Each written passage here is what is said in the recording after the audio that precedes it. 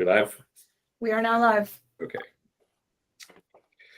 Good morning, everybody. I'm Chair Barry Bialik, and I'd like to welcome you to the September 1, 2022 Affordable Housing Advisory Committee. This meeting is being live streamed, and recording of it will be posted after the meeting on the AHAC webpage, which is www.ashevillennc.gov/AHAC.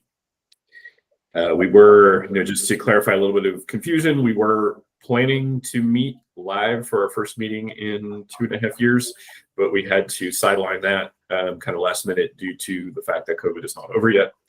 But we do plan to start live back in October. So we'll now do a roll call vote of those who are here. See, so the script's a little different for me. So I'm going to go through and do a roll call vote, and then we do have a couple of new members. So when I get to you, if you could just when I get to the new members, if you can introduce yourself.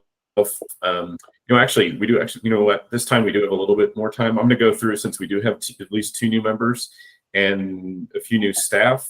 I'd like, when I call your name, to actually say a quick introduction about yourself and your background. That way we know who everybody is. I'm Chair Barry Bialik. I'm a local builder and developer in town. My company is Compact Cottages. I also own the Thirsty Monk, so I employ a lot of people who do need workforce level housing. Margie? I'm Margie Bukowski, and I'm with Weaver Cook Construction Company. We are a large builder of affordable housing in the state of North Carolina, and welcome to all the new folks. Okay, actually, one technical, I was also asked that we all say present or here. Oh, so present. Margie. Okay, thank you. Okay, thanks. Scott Adams. Hi, I'm Scott Adams. I'm an urban planner that works on both transportation and land use issues for the Land of Sky Regional Council. And full disclosure, Compact Cottages built my house, which I enjoy very much, and I am here. Emily Axman.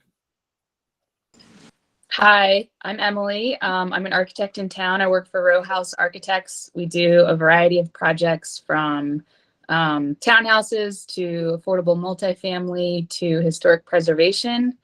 And I am present. Thank you. Andy?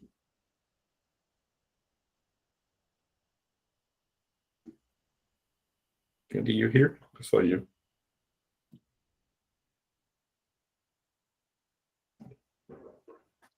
Andy Barnett?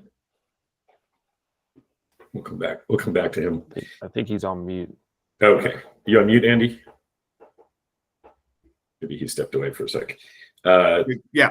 Oh, Andy. Yeah. Sorry about that. I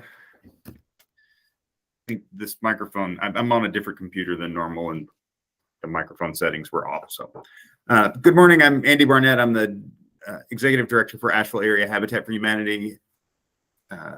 Habitat for Humanity is a mortgage lender for first-time home buyers and a developer of affordable housing, and runs a home repair program for low-income homeowners as well. Glad to be here. I'm here and present for the meeting. Thanks. David Bartholomew.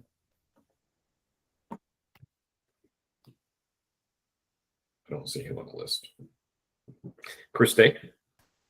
Hello, good morning. My name is Chris Day. I am a civil engineer with Civil Design Concepts here in Asheville.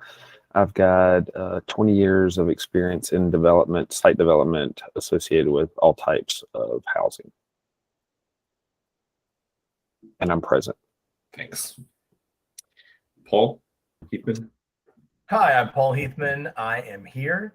I'm a member of the Asheville Home Builders Association. I'm on the Affordable Housing Committee at the Land of the Sky Board of Realtors, previously a real estate agent, and currently Assistant Vice President and Mortgage Loan Officer for Home Trust Bank.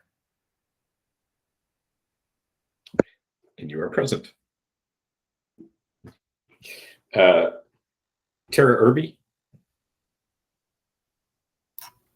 Good morning, everyone. It's a pleasure to be here. I am Tara Irby. I currently serve as the COO at Asheville Housing Authority and the ED at Brevard Housing Authority. And 28 years in human services, call sector work. Spent about 3 years at the city of Asheville working in economic and community development when Jeff Stottinger was there as the lead there. And so I'm familiar with this this committee and the work of this committee, and it's my pleasure to be here and to serve, and I am present. Welcome. Welcome. Tawana Little. Didn't see her join. Brian emailed. I don't think Brian is here. He emailed me. He's out of the country at the moment. Babs. Good morning. I'm Babs Phillip. I am a local realtor with eXp Realty. I have 20 plus years in corporate banking, previously a former banker with a focus in process improvement and in process engineering, improving the efficiency of processes. And I am here, happy to be here. Thank you. Nowena. Greetings, my name is Nwena Smith. Currently, I am the Associate Coordinator for HelpMate. I run the transitional housing program that we have here. We have about 6 or 7 federal and state grants that we are using to house survivors here in Asheville and the area. So I'm just happy to be in on a team and learn more from you guys. I'm present. Thank you. Welcome. Okay. Councilwoman Mosley, welcome. Hi, good morning, everyone. I'm Antoinette Mosley. I'm a member of Asheville City Council, and I also serve on the council's Housing and Community Development Committee. Great. Okay, so we do have a quorum here today. Then we have a couple of new staff members. I know there's some shuffling going around at community development. Sasha's not in on this meeting, and Nikki, the department head, is out. I think she's listening in, but she's got some other stuff going on today. But I think we have, so there's, I don't recall his name. I know if you can introduce yourself. I know we have a new Kevin Lynn. Can you say hi and kind of explain your background and what your position is with the department now? Certainly. Good morning, everyone. My name is Kevin Lynn. I'm the new affordable housing specialist. I work or directly report to Sasha, work for the whole city, of course. My background in affordable housing includes working for community-based nonprofits, a publicly traded apartment real estate investment trust, which had an affordable housing affiliate, as well as doing some work on my own as a developer and development consultant. I've worked with the low-income housing tax credit on numerous projects throughout the country, tax-exempt bonds, home funds, and housing trust funds in other cities. And I look forward to working with you all as we in my new position. Great. Well, welcome. Happy to have you, and happy again once we can, all meet live again, and which we should next month, and then kind of get back on task after 2 years. All right, first up, let's see. Wait, is there anyone else out there that's new or new positions that I should welcome or bring note to? I think maybe Thane. I think because Thana, are you gonna? Can you just explain, because I heard you moved over to community development? Can you just say hi and explain what your role is going to be? Yeah, so I'm the Interim Community Development Coordinator. So I'm assisting with a lot of the draw requests, getting contracts and agreements routed and sent, and I'm assisting with running some of these meetings like AHAC and HIAC and things like that. So I'm here if you need me. Okay, great, thanks. Yeah, and then my understanding, I've heard a little bit, I don't know how much is formalized. There's a bunch of interim positions, but I think like Christina's, there's some people that moved around into analyst positions. There's a lot of interim roles floating around. But so maybe next meeting we'll see what goes from interim to permanent, and then we can kind of have a little org chart so we know who's who in Oh the, yeah, Barry, it was me and Christina took on, okay, sorry, my car broke down on the way to the okay, office, but, we took on the interim community development analyst positions that Nancy and Mary Brooke left. So okay, yeah, me and Christina have taken on those roles. okay, okay, got it. Okay, so you and Christina are in kind of the analyst roles that you said you was Mary Brooke and Nancy. And Nancy, yes. Okay. Yeah. Okay. Great. Cool. Bunch of shuffling going on, but it's nice to have new people, and and what's really nice, especially with Sasha and Kevin, to have positions with the words affordable housing in their position titles. And we as a committee worked really hard for that and lobbied for that and made that first initiative for that. So I'm really glad to see that. So thank you and welcome. Next up, draft. We're going to approve the minutes from last meeting. Has everyone had a chance to review them? It's kind of the action minutes that's in our documents. If so, can I have a motion to approve? This is Scott. I'll make a motion. Okay, second on that. This is David. I'll second. Okay. Oh, welcome, David. I see you're here now. Thanks. Any discussions? Okay, since we are still remote, we do have to do a roll call vote on that. So I'm gonna go ahead and do that quickly. My list of who's here, I just did. Marty, Aye. Scott, Aye. Emily, Aye. Andy, Aye. David, Aye. Chris, Aye. Paul, Aye. Tara, Aye. Babs, Aye. Duena, Aye. and myself, aye. Thank you so much. Next up on our agenda is the kind of the monthly housing data. It's more just an item for review.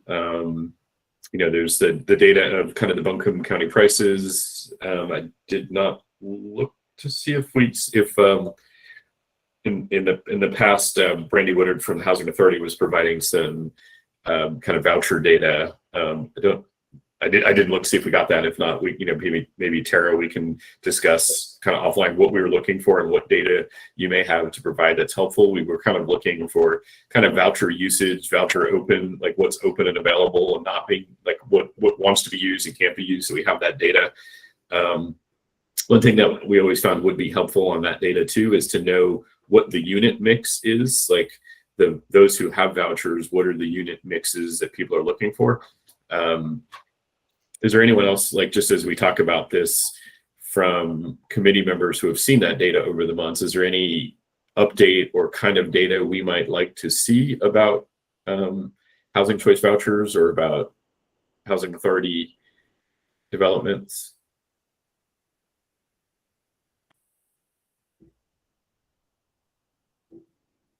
Yep. This is Scott. Is there, I'm just curious, and I don't have a whole lot of insight into those, but is there a way to, when someone's using a voucher, see if they're getting it for single family detached housing versus a duplex or apartments? Just sort of the housing typology they're getting? I'm pretty sure that information is a part of the reporting. We're having some transition here as well. And so we just named co-directors to the position that Brandy vacated. And I put them in touch with Sasha. I'm not sure that a report got there, but for future meetings, I'll be sure to make sure we have that information. Certainly unit mix is a part of that reporting, and I'll see what I can do to make sure that the typology is also a part of that reporting. Great, thank you. Sure. Yeah, thanks. I remember when it's a kind of newer report that started within the past year for us, but I've found some good data on that, especially seeing, because there's always question about these in some of the policies we discuss about unit mixes, because a lot of the developments come and they kind of propose a single class unit or a lot of small units. We know there's a lot of need for family units. So it would help to have some of that data quantifying where the need is. It would really, I think, help us kind of target in policy what new development should be offering. So we can further have that discussion, but I appreciate, always appreciate the data. I remember when Brandy started, I was data geeking for a bit, so it was nice. The other reports that are on there that that I've been preparing are the for sale, basically listings on the MLS in the city of Asheville that are for sale, under contract, and closed. And it's interesting to note there's for a while we had to change the scheme. We would go up to 275,000, and there really wasn't anything in the city less than 275,000 or 2 or 3. So we expanded it up to 375. So it's increased. So there's you can tell there's a few more listings now, so as we watch kind of a little bit of fluctuation in the market, but not much. There's not that much, there's not like a lot of inventory increasing. And I think part also is that obviously with the mortgage rates, the buying power of people right now is so different than it was, earlier this year. So it's rather dramatic. One of the data pieces that I watch for at least watching the real estate market is every day I review the amount of listings that go under contract, and then the new amount of listings. And I'm looking for a gap, because in the past there was a little bit more of a gap. Like there would be, let's say, 30 listings that would go under contract and 60 listed.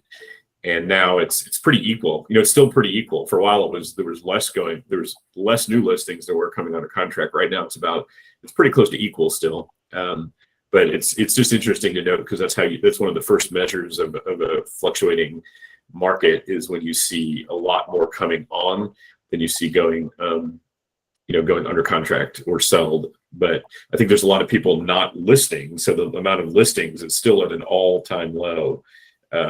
So because of people know if they sell their house, they can't really buy another one. Babs, do you have any, in your experience and from the reports, do you have any just thing you want to share of observations of new affordable housing or market shifting? No, I don't really have anything to add. I think one of the interesting things that we see is days on market or days to close, and we've had some conversation about that. Paul, I don't know if you recall from that one forum that we were at, but just from a market perspective, seeing that shift, a small increase in the days to close, and also just average sales prices. Of course, something that we have seen over the past couple of years being higher than the historical patterns in our market, but that doesn't bode very well for the affordable housing segment. I was actually very stunned at the Buncombe County average sales price being $550,000. About fell out of my chair. Yeah. That's average or median? That's average sales price. The median for Buncombe County is $445,745. Scott, get your hand up. Yeah. Barry, do you have just a sort of a running back of the envelope average for price per square foot for new construction versus sort of what's out in the market? I saw one recent listing, and admittedly it was a complete rebuild of a small house, but I did the math on it. It was $625 a square foot. And I know at least, 10 or so years ago, $150 to $200 a square foot was somewhere running for new construction. But what's it generally running now, just for a comparison of, hey, you're buying something on the used housing market for X versus new construction? God, that's a hard question. I was, I'm more familiar obviously with my models, because there's, Sure. small footprints, and so smaller footprints might, could lean a little bit higher in per square footage, but I would say probably at least 300 a square foot. I've seen a lot, but a lot of stuff definitely up, getting close to the 500 a square foot. But I'd say kind of, on what is realistic for people, try more in that 300 a square foot. That's puts 1,000 square foot house. That's meaning with the land and everything. So that puts 1,000 square foot house about $300,000, which we don't really see many thousand. If 1,000 square foot house for $300,000 comes on the market, it almost never comes on the market, and it gets gobbled up pretty fast. Right. Okay. Yeah. Just was curious for kind of a rough metric of new construction versus a lot of existing. Yeah. But I've been kind of watching like that. When we decided to up the number from 275 to 375, we looked at that base. I mean, it was just because that's what market is. I don't think 375. That's on the upper edge of what could ever be considered. Whatever could be considered affordable. Anything we look at, but we may need to really. I don't know if we need to revisit that number or have a discussion about what the number is based on the mortgage rates now, because it's a different number now. I don't know if, Paul, we may, maybe something with the mortgage calculator we discussed, but like, what is the upper level that someone actually can afford based on HUD numbers with the mortgage, because I think the HUD numbers that came out for prices were probably not based on the mortgage fluctuations that have happened. Right. Paul? Yeah, so first, to Bab's point, we went to a talk, listened to an analyst speak, and basically my summary of it was that we are ever so slightly seeing a slowdown, but I mean, so slight, like still less than 30 days of housing stock, and a balanced market is, like, according to the National Association of Realtors, like 6 months. So we're 1 month and that's 6 months. So we're far from balanced. And then sadly for this conversation, mortgage rates for everybody, I guess, except for banks, I don't know, the mortgage rates have jumped up again. So we've seen a pretty substantial increase in mortgage rates over the last 10 days, 15 days. And the Federal Reserve does seem to just be signaling that this might not be the end of it. So it used to be when we were forecasting or when we were kind of calculating these numbers, what's affordable, what can someone afford based on income, backing into those ratios, we could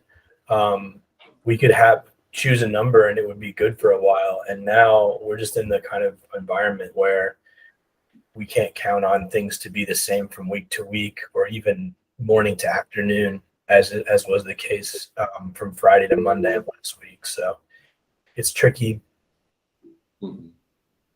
Archie?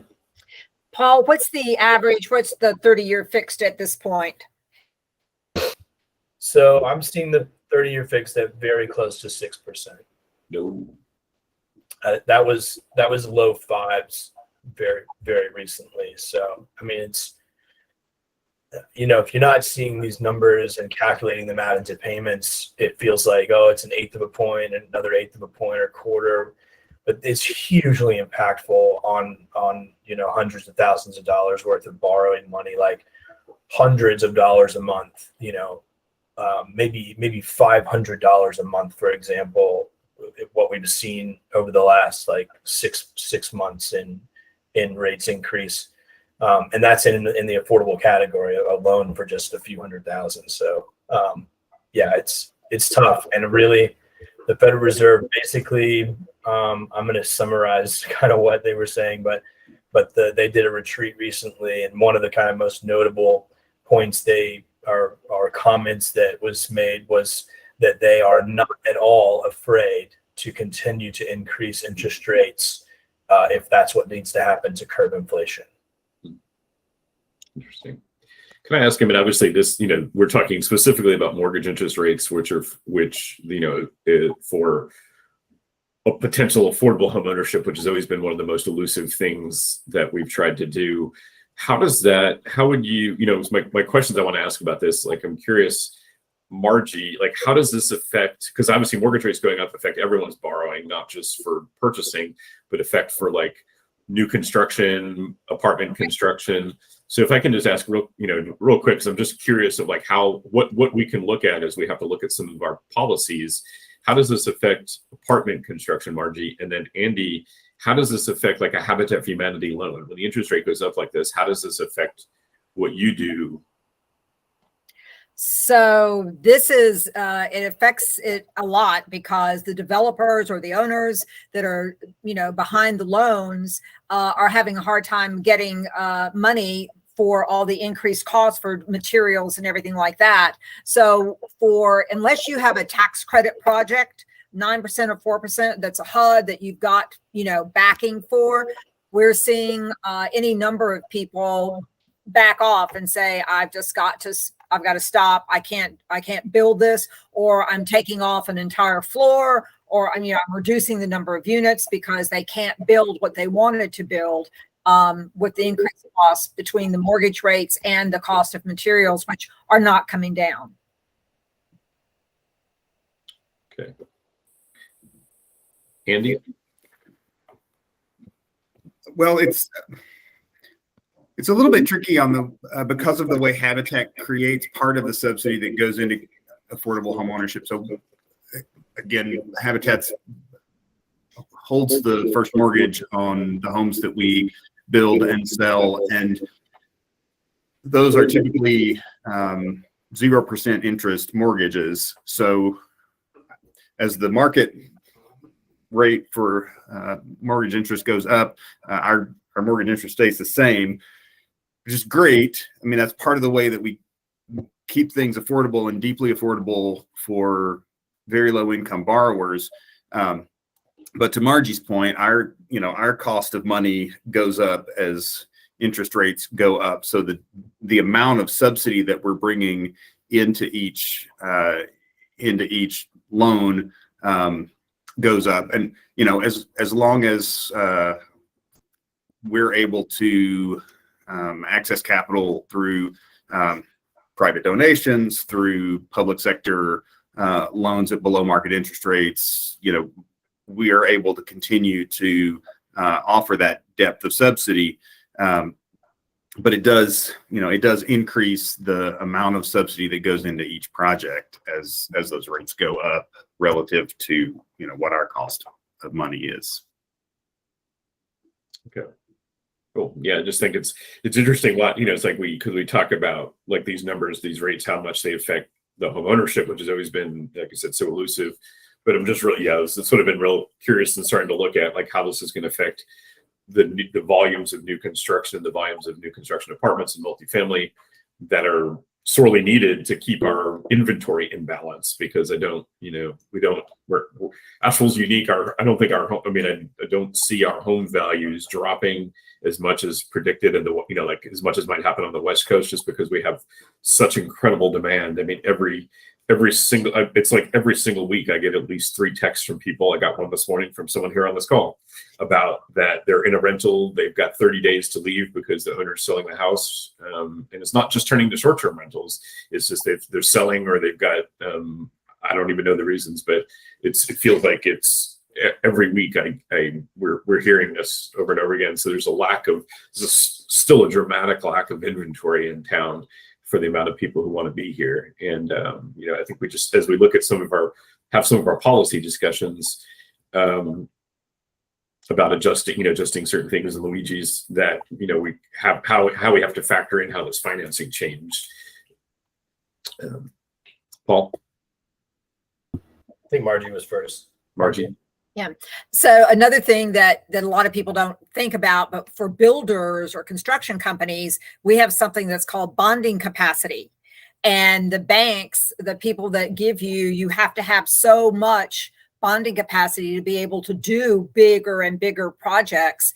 And we're hearing from a lot of folks, our colleagues and our people that we bid against, that it's getting harder and harder to get that bonding capacity because banks don't want to cover you.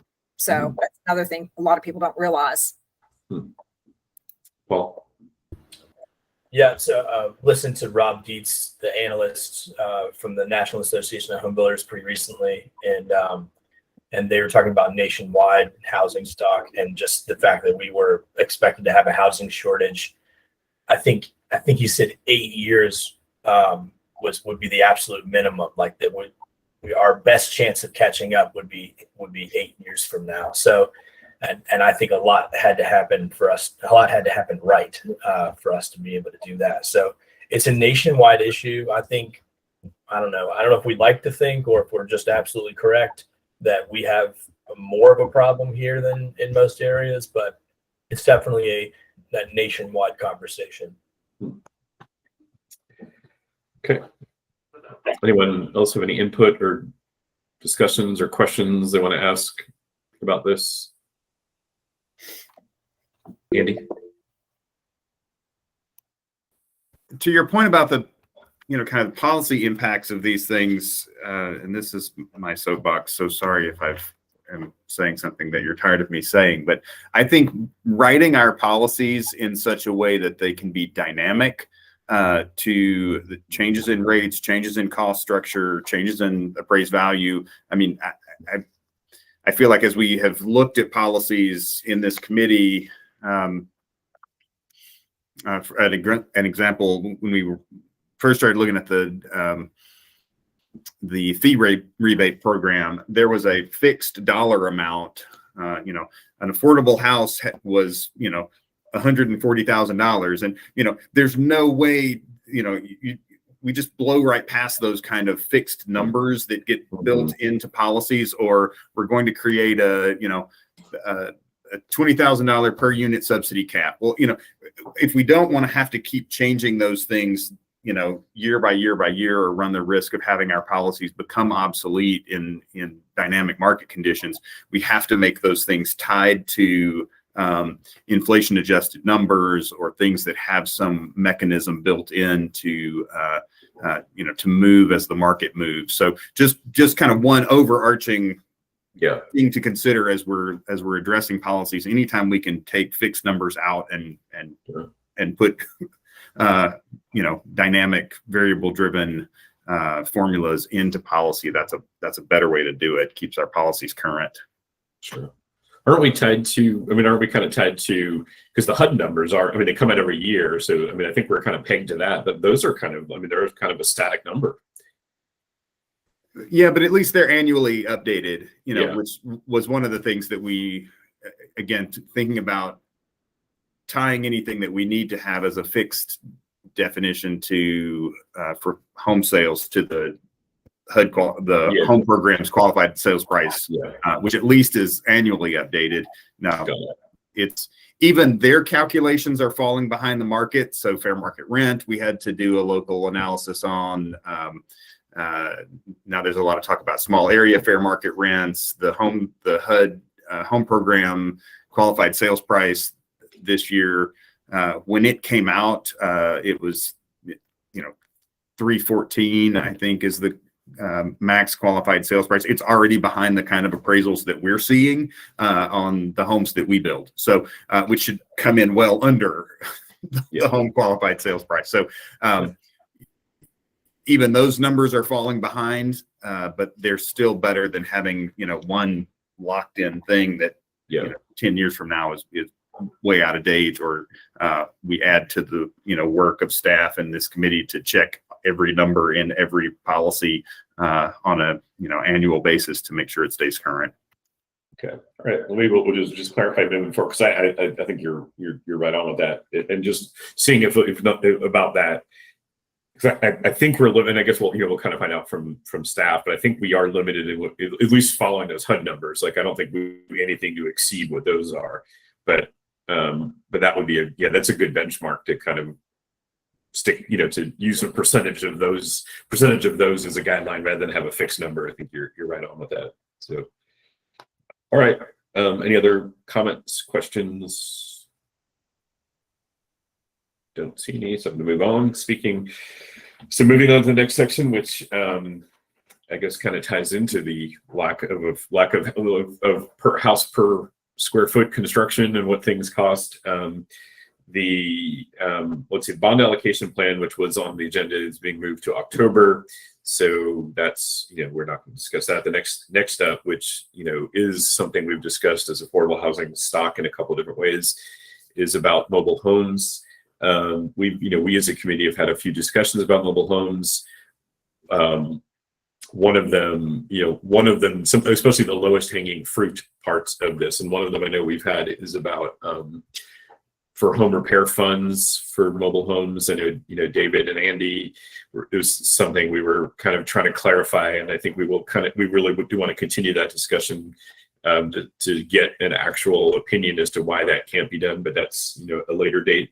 So up right now, I'm going to let Ricky take over, Ricky Hurley, and to kind of explain what this technical change is and how this may affect allowing some continued use of affordable housing existing stock. So, Ricky. All right, thank you, Barry. Not everybody may know me. I'm Ricky Hurley. I'm in the Development Services Department. I'm a zoning supervisor down here.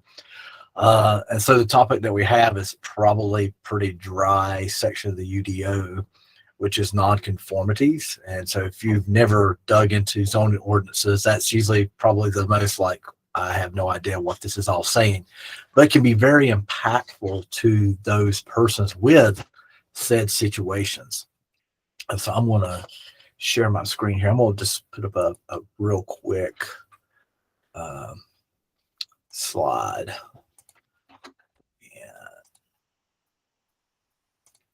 So let's see here. Okay, let's go to the very beginning of this here.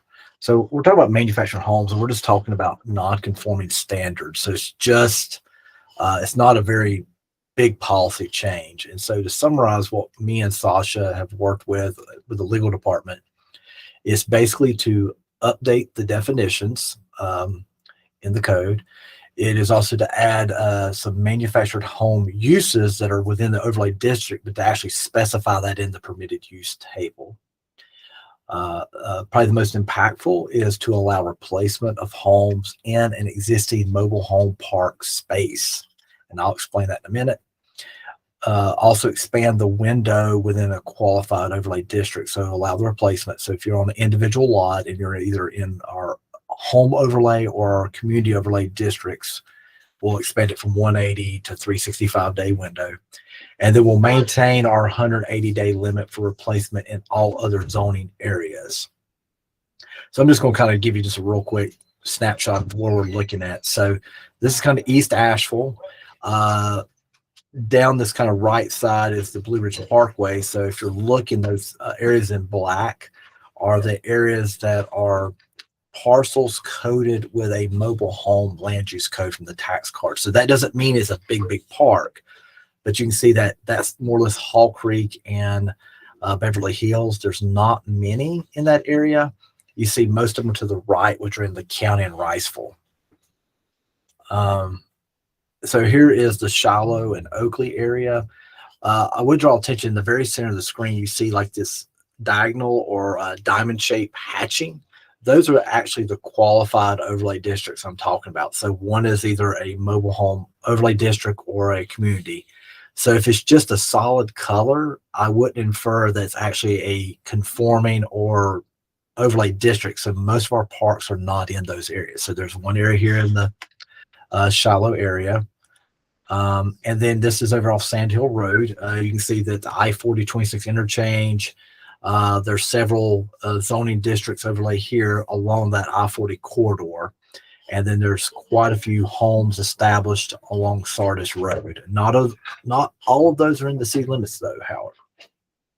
And then lastly, this is kind of South Asheville, Skyland. The largest one at the very bottom, the solid one, is actually probably the last mobile home park that I remember being approved. And that was done through a conditional zoning process. And then as an example of what I showed, this is one in Oakley. So this is kind of our standard mobile home park in Asheville. They're usually, I call them oldie goldies. They've been around for many, many years, predate our zoning code and the modern standards that we have, but they are a reservoir of important housing stock for us.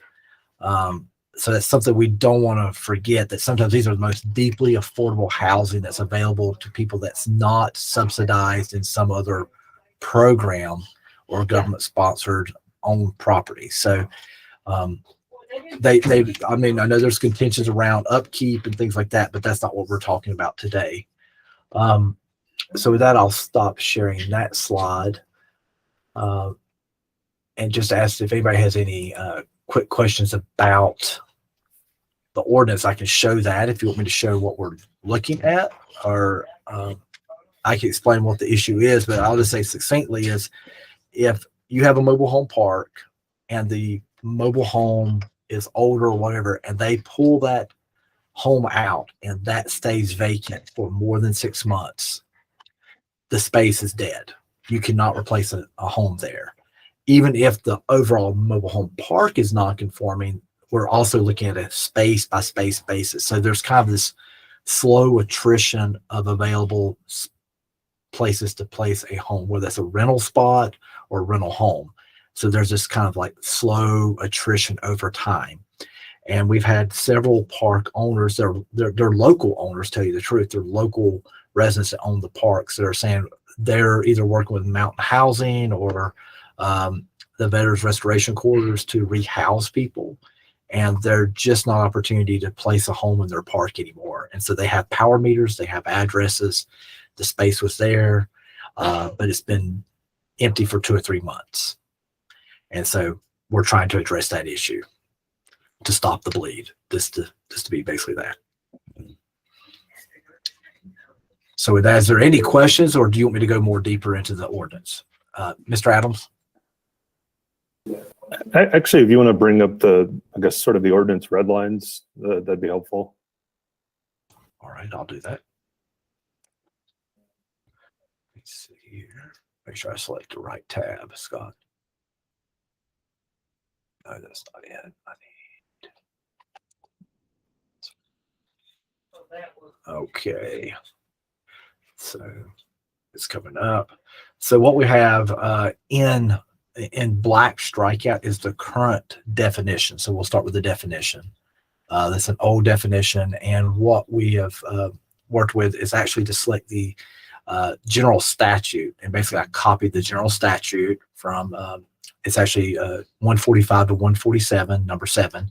That's in red. I did keep the one little piece there in black at the bottom that says the term manufactured home does not include recreational vehicle. So we're not saying that somebody could pull an RV or a camper that doesn't have the HUD sticker inside the home is actually a home. Margie? You might be muted, Margie. I was curious as to why the city originally did not want to replace. I mean, what is the complaint or has been the issue against replacing that home? Why did we have this rule that you can't? I'll tell you, Margie, I think it's just a legacy because the code was drafted in 97, 98. And I was working in some rural counties in the late 90s, and there was like, that was the boom time of manufactured housing. I mean, everybody and their brother had a dealership. There was multiple, manufacturers. And then we had the recession of 2000, 2001. That was another kind of like, loan crisis, so to speak, but it really kind of impacted that segment real drastically. It caused a collapse and consolidation of the mobile home industry. So I'm inferring here that I believe that at the time we just looked at mobile homes as a placeholder use. We look at manufactured housing parks as a placeholder use, like you would a parking lot in a downtown area. Like it's just something it's a use for right now, and then it may be scraped away later and replaced with apartments or industrial uses. And I think that we've seen an experience on Long Shoals when that one mobile home park, Miami Circle, left here, that the city realized that's a community. Like those residents rely on each other. There's families, they sometimes own their homes, and that's extremely impactful on those people that live there, and that they either become unhoused or they face a inordinate expense that's not congruent with their income levels. So I think it's, you know, a legacy ordinance that just is grounded 25 years in the past, and when we didn't have a housing crisis.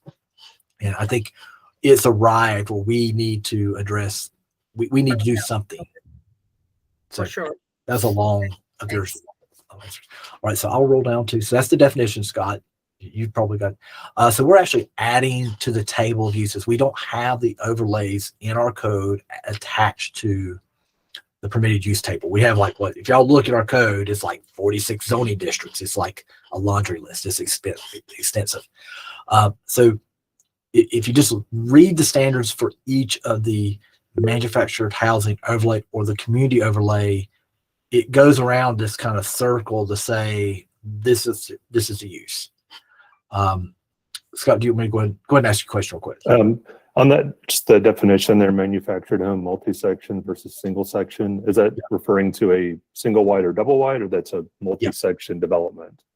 I'm sorry, it is the home itself. So multi-section would be a double wide or a triple wide, because there are some triple wides out there. Right. And then the single section is a single wide mobile home, manufactured home. Okay. And so our mobile home overlay district doesn't specify that exactly, but if you read the standards, it says, you know, 4 times, no more than 4 times the width. So it goes around a circle to say that's basically a double wide on the individual lots. So we're just going to say that succinctly so that the average person that can read a code that's going to potentially go to a dealer knows. So they don't have to come here, get their hopes up that they can get a single wide and show up just to have their heart broken, because there's a lot of energy for many people when they're doing that to then have that pulled out from under them. So we're just going to try to stop that. That's kind of the goal here. But to clarify, single wides are allowed and not prohibited, right? They're allowed, but they'll be allowed in the community overlay. Well, that could be on an individual lot. So I think we want to clarify that. We're looking at those community overlay areas. So we can work on some more cleanup later. And then, so here's that very dry section I was referring to, the non-conforming section 7.17.5. So we have an A and a B currently, and they basically repeat themselves. One just says within an overlay district, the other says all other areas. And so we've made it 3. So we're saying A is the park only. So anywhere you're at, overlay district or not, you're in a park. The park can replace a home 1-for-1 inside the park. That's what the red is saying. If you want me to read it, I can. B is saying if you're in an overlay district, we're striking out the 180 and replacing with 365. So if you're in that overlay district, you just you own your own lot on your own an own house, and you want to go from a single wide to a double wide, you can replace it, but you got a year to do it. Yes, sir.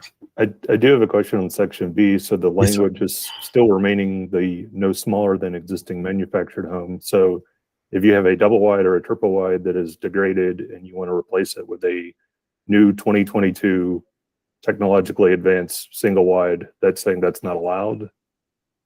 I think we would say we would look at the overlay district to see, is a single wide allowed in that district? So if you're just in the, so we'd have, there's 2 districts, there's the community, and it would allow the single wide. So yeah, you could, if you could do it by right, you're always going to be able to do something by right. So even if that was smaller, that's not meant to prohibit somebody doing something by right. It's just saying if you're in a non-conforming district. Okay. I only asked because just as a quick aside, I came across another jurisdiction's ordinance that effectively bans single wides, and I was looking at that in comparison to the state building code for 1 and 2 family construction, which chapter 160D of the state planning and enabling legislation very clearly states that you can't put a minimum square footage requirement on essentially stick-built modular for 1 and 2 family. Obviously, manufactured homes are under HUD regulation, but it's just interesting to see how some places sort of differentiate. Here's a size limit for a manufactured home versus state law very clearly states, at least for building code homes, you can't do that. So yeah, and we had toyed around with getting rid of the no smaller part. So if that's something the commission feels strongly about, then we would take that feedback and move that forward through the process, because this is just the first stop of many places we got to go. yeah, I mean, I think that, I mean, the state definition says, 320 square feet or larger. So that's already a, well-defined minimum size. So yeah, I mean, a 320 square foot single wide versus a 400 square foot tiny house, if it's stick built versus that's manufactured, but essentially spatially, they're both the same product. So just some food for thought. Yeah, that's something we considered. So if the commission would like for us to explore that's quite fine. I think we just want to make sure we don't create a bridge too far and bog this down. Yeah. Yes, Andy. I think you're on mute, Andy. Yeah. I'm going to get to the next sentence that you're about to get to, which is the time, that 365 days from the last day of occupancy. I'm curious why we feel like that needs to be a stipulation at all in terms of the replacement of the unit. Again, it seems to get to a general bias that, these spaces should be restricted in some way that other building lots aren't restricted. And it feels like there's an underlying sense that, if I'm a park owner and I've got, over time, a third of my park can't be replaced, then you're impacting my ability to run a successful business, and as a result, provide housing. It feels like we're creating the conditions to where park owners are either going to have to cut corners in park maintenance in order to deal with this loss of income, or we're creating the conditions for speculators to come in and buy out the park and change it to a different land use. So I love where you're going with this. I think this is this was a great find and a great, tweak in the code. I don't know that we're going far enough to make sure that we're taking restrictions off. I mean, I can't, what I would compare this to is, for a while, Asheville had a development regulations around rental units and rental housing maintenance. And we were, I think, kind of forced to drop that. We're kind of doing the same thing here that we were doing there, which is effectively taking units off the market through a regulatory,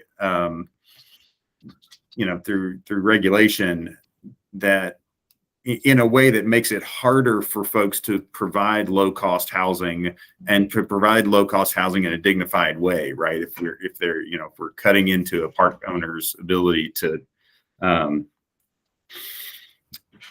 generate revenue from the park, we're forcing them to make choices, to make bad management choices, basically. Mm-hmm. And so A would address the parks in itself. And so we're going to definitely remove that barrier in the parks. So there's not a time limit on parks if this were to be adopted like this. Right. I understand that. There's not a time limit on parks, but if I've got, if I've got a bunch of vacancies in my park that I can't replace, Mm-hmm. I've lost income. Yes.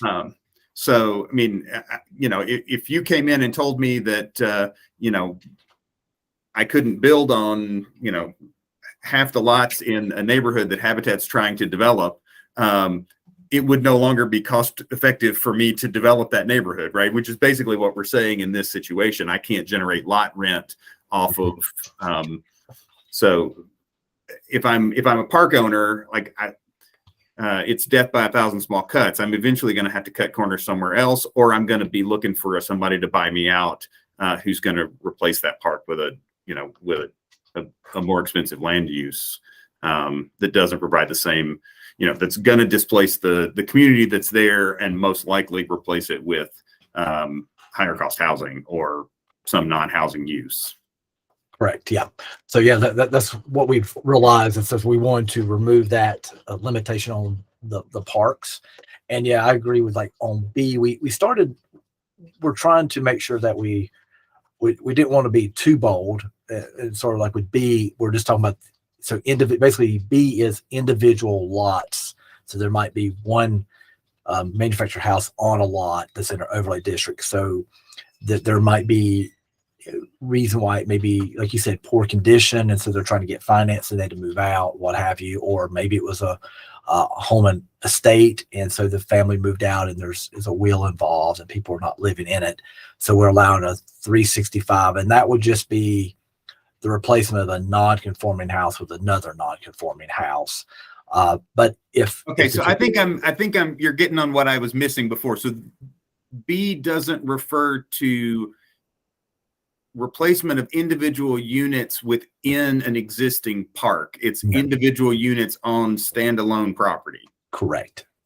A deals with anything that's on a park. Okay, so regardless of the zoning district. Okay, so there's no time constraint on replacing a unit within a park. As proposed, that is correct. We would not. So B doesn't.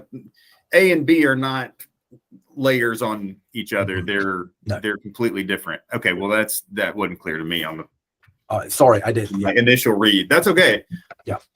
So I'll recap. So A only deals with parks. So regardless of the overlay zoning district or the underlying zoning district, if it is a manufactured housing park as proposed, if you had a space 1 out of 10 and one of them had been vacant for 12 years, you could, if we had documentation, we would let you replace that space or fill that space with a home. So we'll remove it. So regardless if it's got an overlay or not, it would be allowed.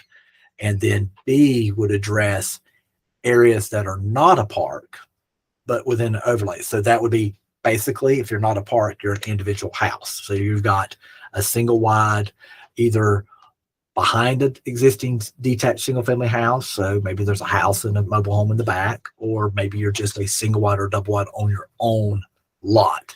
So that would be B. C would be basically everywhere else. It would be, I'm not in a park and I'm not in the overlay zoning district.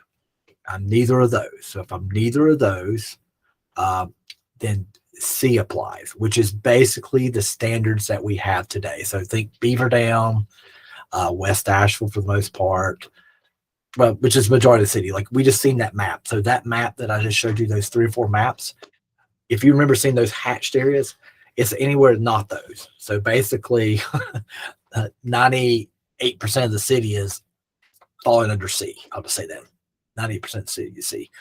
And Paul, I'm sorry, I want to come back to you. You had a question.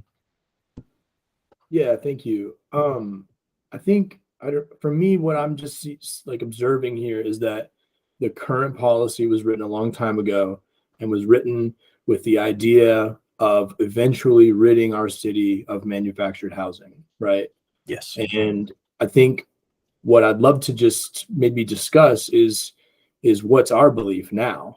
We're many years later, we have this very specific goal of affordable housing. Do we agree that we want fewer manufactured homes, or do we want more manufactured homes? Or, what's the overarching belief of the committee here in what our vision is? And then if we have some sort of decision over that, or, if we can agree, then we can write the policy in that way. But I just feel like the details are really important in what we're talking about, and not losing housing stock, of course. But if we can create some sort of agreement on what we believe, and then, write the policy from that idea, it feels like, I don't know, it feels like we're leaving out the conversation of what the overall vision is. I'll let y'all discuss among yourselves on that part. That was a commission question, but Scott, I'll just recognize you. Sure. So just a quick comment to you, Ricky, on item C, kind of going on the, the same language there about no smaller than, again, it's just a concern of, I don't even know if it's a word, sort of sizeism or size exclusion. And I guess kind of going to my question about the potential double standard of, hey, if you're in stick built, state law already very clearly states no minimum square footage. If you're under HUD code, it's, 320 or greater. So I don't necessarily see the validity of, of stating a size limit if it's already controlled by the underlying HUD building code or whatnot. And then Paul, to follow on your comment, yes, just my quick read of this is that essentially mobile homes were treated like billboards. It was basically an amortization process, rightly or wrongly. I think, some zoning ordinances historically have, viewed them as noxious uses. And I think, at least from my, kind of understanding of a lot of other, zoning history, I mean, that's, rightly or wrongly, otherwise, it's kind of the history of, of a lot of, especially things that are deemed non-conforming uses. Essentially, you are trying to eventually, amortize it or sweep it out of the way. So, yeah, I think you have a really good question, and my answer, real quickly, would be, my approach on affordable housing is it's an all of the above approach, and I think manufactured modular prefab now in 2022 is much more advanced than it was in 1976. So, yeah, I mean, I'd go for an all of the above approach, and to be just completely agnostic on housing typologies. The house I live in was partially prefabbed in a house factory. So, yeah. Yeah, thanks. I'd love everyone else's opinions on that subject. Your point to the new technology around what will be called probably manufactured housing, things look very different. There's a company in Vegas manufacturing components of homes like you do vehicles on an assembly line, where they're doing, they'll do hundreds of thousands of these, and they won't look like what we're used to thinking of as a manufactured home. But as we see some of these disruptive technologies coming up in housing, like our policies should work with them.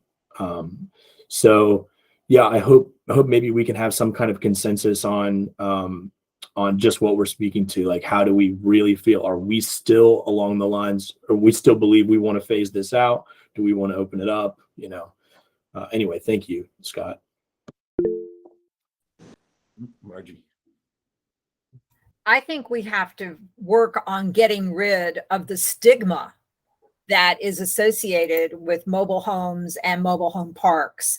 I think that there is a real stigma against them. And again, I know some of the parks are not in the best shape. But I mean, we've talked to one of he owns several parks, George Morisani. We sat down with him, and he sold all of his parks, but there is a definite increase in the opportunity to buy a mobile home. And I think if people can do that, I think, or rent a mobile home, I think that the standards have to be raised, and we have to get rid of the stigma that exists out there. Emily? Yeah, I think it's important to have a variety of housing stock and options for residents. And in my opinion, the biggest issue is the quality of housing that is being produced offsite or prefab. And if that's shifting, then I think it's a great option that allows housing for different people. Can I ask, I know this is, we've had the mobile, we've started to introduce the discussion about mobile homes when we started with a data approach by looking at the amount of houses that sold in Buncombe County that were less than $275,000, and how good, I forgot it was like 10 or 20% of them were mobile homes, manufactured homes. And that in the city, it was like there was one or two because, one or two total, because we don't allow them the way the county is. But with this, can I just ask Ricky the intent? Because what I also want to be careful of, this is a bigger, this is a bigger conversation about whether mobile homes and whether it's current as they are or new technology manufactured homes. That is a big conversation. And we are planning to have that conversation, but I also don't want to use that to derail a technical change, which is a low-hanging fruit, by getting bogged down in the details too much. So I just want to kind of get, maybe Ricky, just the intent of this, and then the committee, just to keep that kind of broader scope in mind, that we don't want to, it's hard moving things through the city. It's a lot easier on minor technical changes, and it is a bigger conversation we are going to have, but I also don't want to bring too much attention. We don't want to overly focus. We don't want to put too much weight on this technical change, because this is just trying to be a low-hanging fruit to fix something which shouldn't have even existed as the language it is, I think. So I think we should keep this bigger conversation in mind, but also be really wary of, we don't want to derail something that's in process. So Ricky, if you can just kind of share a little bit of the background and why we're trying to get this through right now.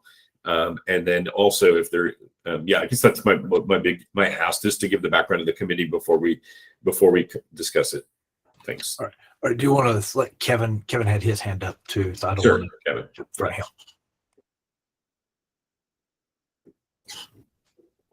You're muted, Kevin. Kevin, you're muted. Kevin, we can't hear you. In a couple of the other municipalities that I've worked in, they actually built into the building approval process actual visits to the various factories that build these types of homes, to help people who do building inspections get comfortable, and also to assuage any fears on the part of elected officials who definitely and quite explicitly were against just the name manufactured housing, because they just assumed that stick built was better, and they really didn't know what the difference, if any, was. So I would recommend that in your process to get the whole municipality more comfortable with manufactured housing, that you incorporate some visits for anyone who would like to take them, and maybe even insist that people in the building inspection roles make sure that they go to the manufacturing facilities. All right, thanks. So basically what we're at is, like kind of Barry's hitting it, is that we're trying to do some small technical changes first. It's do the small good things first, instead of waiting on a big package that could, if we wanted to expand the districts that allowed manufactured housing, or upgrade or update the designing because of changes in technology with manufactured housing.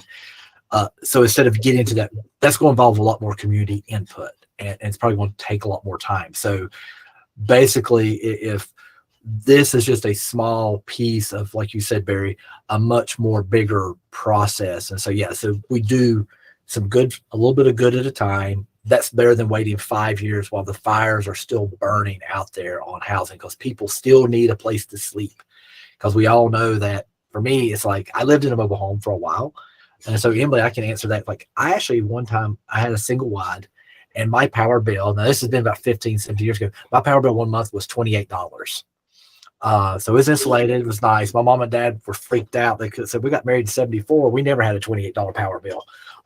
But so there are good quality ones out there. But yeah, I think it's the part about just piecing together potentially multiple amendments, and then this group is probably been part of that, facilitating that conversation that may involve more neighborhood involvement. And as those voices come forward, so if there's a part that maybe doesn't receive that momentum to get adopted, we can still move our other prongs forward that may be more palatable to the broader community. So we don't lose everything with one time. We see that in Congress. There's always these good big bills, but there's a lot of stuff that never makes it through because there's one poison pill in there that just sends it down. So I think that's kind of our process, was not to be bold, but to think bold, but move prudently. Well said. Thank you. Chris. Yeah, I'll just chime in. I really like the idea of kind of the low hanging fruit now, and not bog this thing down. The open space changes needed one small little tweak to really help out affordable housing, and it got wrapped into a huge conversation and a huge overhaul that took a really long time to come to fruition. So I think that being one of the most recent ordinance changes is a perfect example of why we want to focus on the small stuff now that will be very impactful, and let that other process. I do think it's worthy of us bringing forward. I liked Kevin's idea. There's new technologies out there. We need to educate our inspectors. We need to educate folks on that, but there's a whole lot wrapped up in that. And while I think it's important and we should explore it, let's not let it slow down what we can change and make an impact with these changes. And Ricky, I'll just second. I do appreciate that you've inserted, the NCGS 143. I think it's crucial to have congruence with state law and definitions, and again, certainly regarding any size related regulations. So I appreciate the reference on that. What's the next? So Ricky, what's the path of? So it comes to us. What's the path? Where do you go next? Well, I'll talk to Sasha, but I believe we're going to go to a council committee. Rachel, I'm not sure. Would it go to PED or HCD? I think we're thinking HCD. Is that your thoughts? Or actually, I've heard it referenced as going to PED next, but I'm not sure which meeting that would be. Okay. We'll probably just defer to you to help us guide there. And then after that, of course, then Planning and Zoning Commission and council is kind of the next steps, if I'm correct there, Rachel. Okay.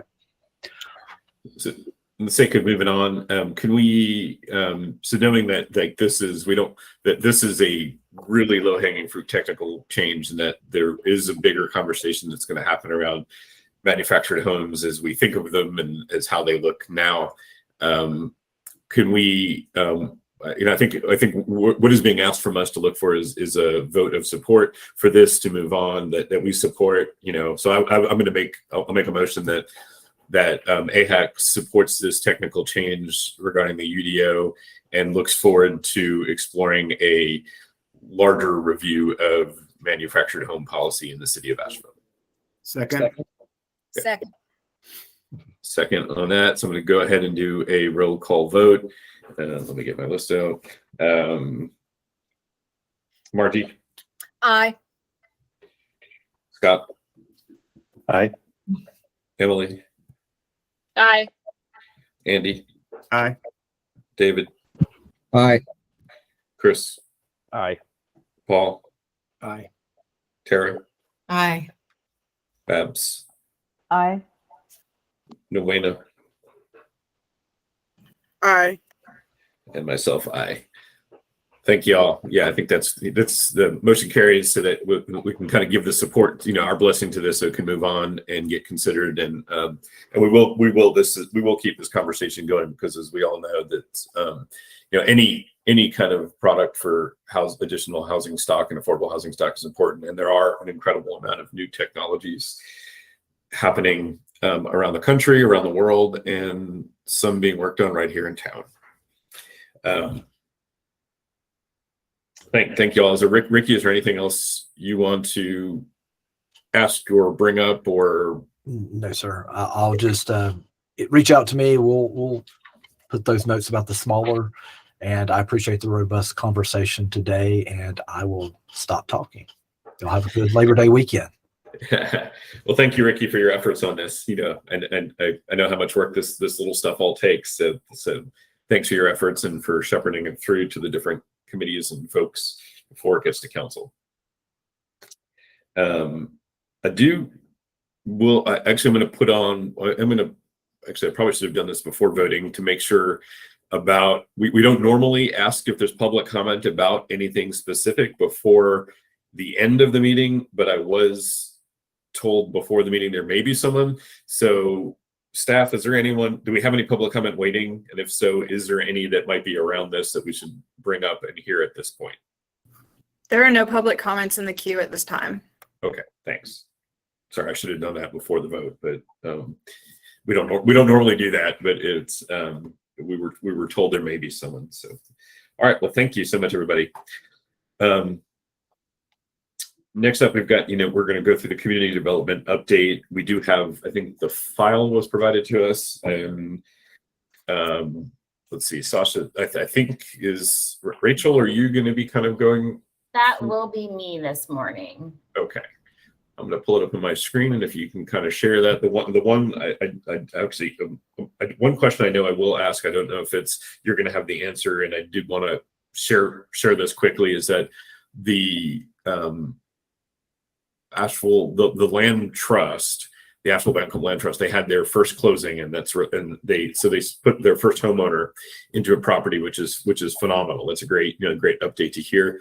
The part from community development that I'm interested in, I don't know if it is in this update, but that we do want to look into, is there were some city-owned lots that was supposed to be going to the land trust.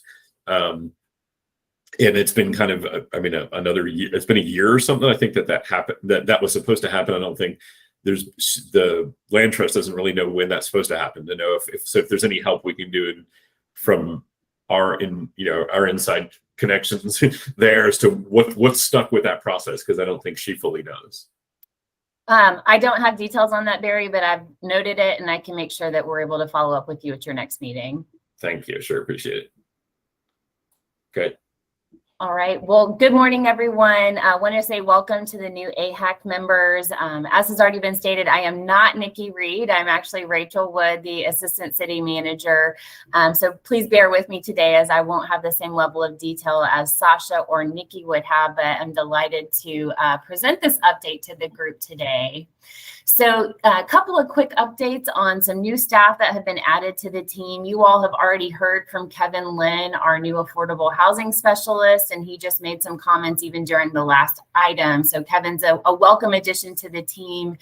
Definitely has a wealth of experience in the affordable housing space. And so we are delighted to have that additional resource. Also want to note that we have Stephanie Gilliam, and she's joined the meeting today. She is an intern from Western Carolina University, is going to be helping Sasha. I believe she joined within the last month. And so just wanted to note that we do have some additional resources available to support Sasha and the important work that she, as well as this board, are doing to support affordable housing in Asheville. Updates on a few projects. So I know you all have heard about this. The purchase and sales agreement for 319 Biltmore was approved at the August 23rd City Council meeting. As has already been discussed with this group, this project will have a minimum of 215 units, 65 of which will be affordable, with a mixture of 1, 2, and 3 bedroom units throughout the project. The land is the city's subsidy, and at this point there is no intention to apply for Luigi or Housing Trust Fund dollars.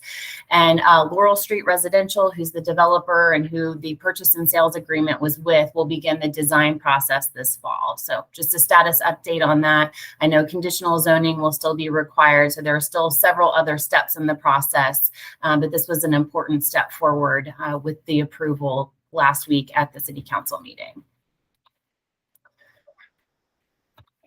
I believe at your last meeting, you all heard from MHO on the 16 Restaurant Court property. That request for Housing Trust Fund dollars was approved by the City Council on August 23rd with a 7-0 vote. What was approved was an $850,000 Housing Trust Fund loan for land at 16 Restaurant Court. This is a low-income housing tax credit project, and 100% of the units will be affordable at or below 60% AMI.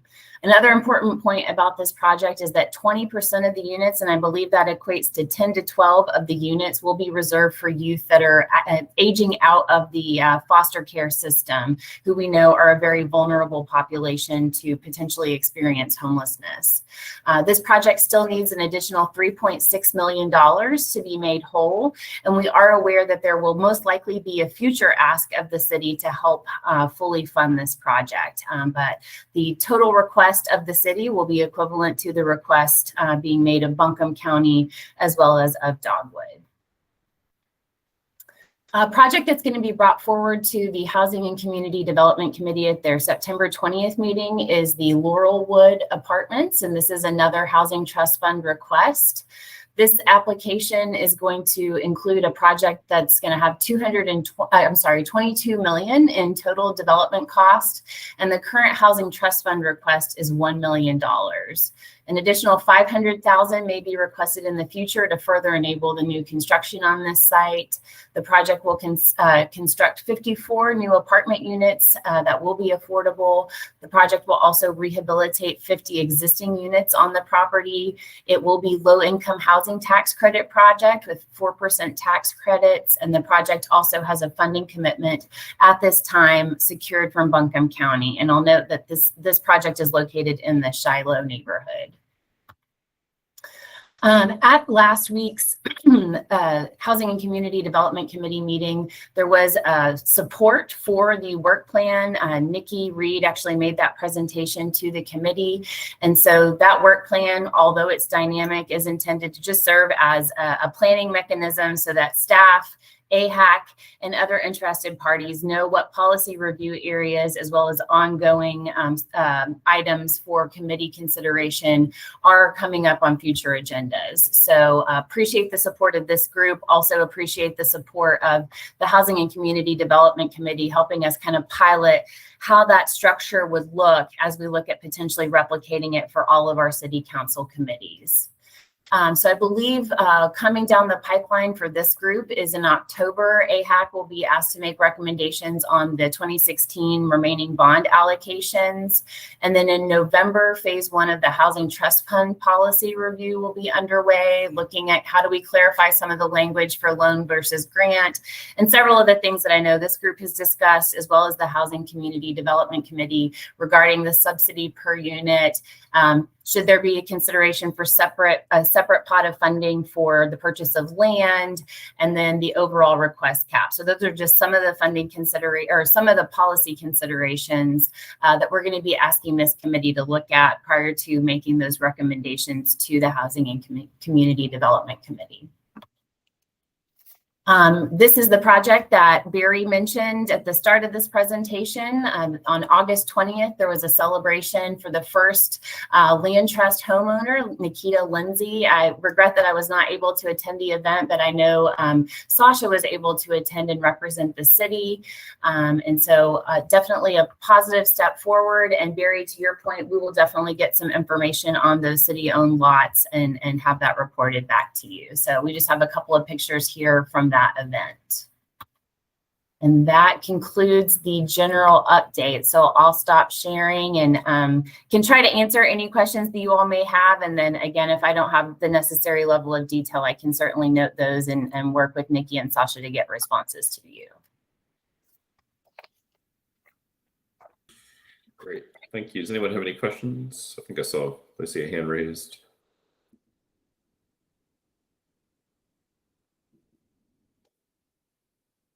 Nope, I think we're good. I mean, thanks, Rachel, for doing that. Great job stepping in.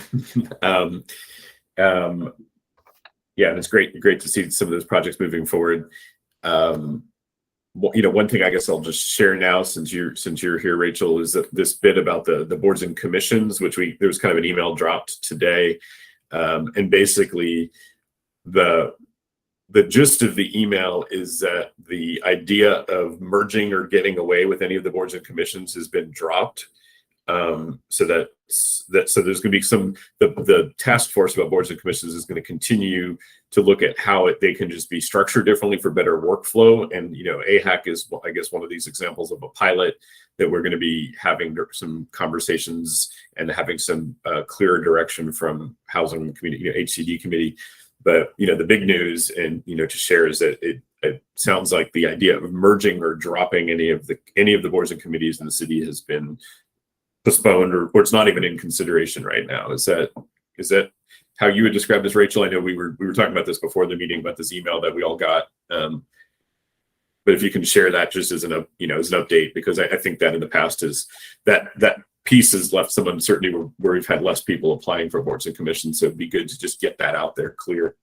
Yeah, that's correct. So the working group's charge has pivoted away from the consolidation or review of the structure of existing boards and commissions. And now they're actually preparing a survey that's going to be distributed to all current and then former board members to get some feedback from you all on where there could be some potential enhancements. What are some of the potential barriers to success that board members have experienced in the past, so that we can continue to refine and improve our existing board and commission structure. And I'll just note the pilot with the Housing and Community Development Committee, that really is a parallel and complementary effort, but not necessarily the same effort as the work that the working group is doing. So that really is intended to develop that work plan, as I mentioned during the presentation, to just have some better advanced planning so that we can budget staff time and ultimately budget as necessary any policy review time for future agendas for board and commissions. But the intent there is really more focused on the council committees and how do we ensure that, based on the strategic policy direction that we get from council at their annual retreat each year, is staff focusing on the correct items to ultimately move the needle in those strategic priority areas that have been established. And so there are complementary efforts. Of course, we've spoken to this group about wanting to have an opportunity for you to provide that bi-directional feedback to the council committee. But that effort is really separate from the work that the working group is currently preparing. So as I mentioned, they're going to be distributing a survey.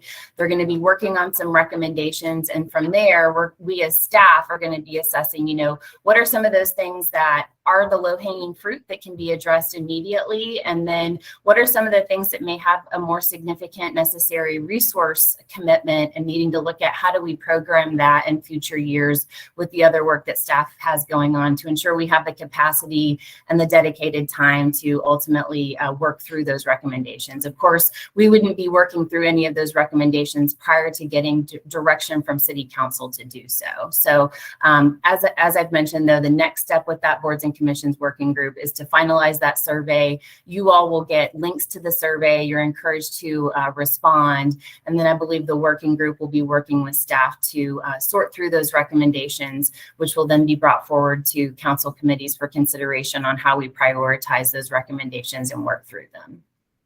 Great. Well, thank you so much for the clarification, and yes, and thanks. And it kind of puts some of the uncertainty aside, so to know we as a committee, we get back to work and not worried about being disbanded or merged or anything like that. So